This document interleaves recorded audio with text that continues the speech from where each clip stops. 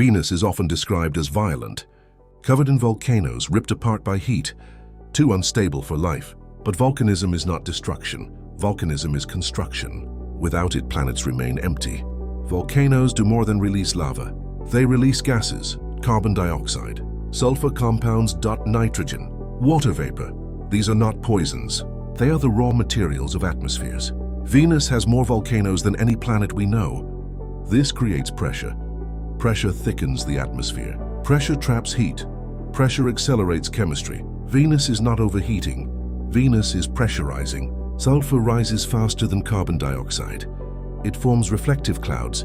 These clouds block radiation. They reduce solar stripping. They stabilize the upper atmosphere.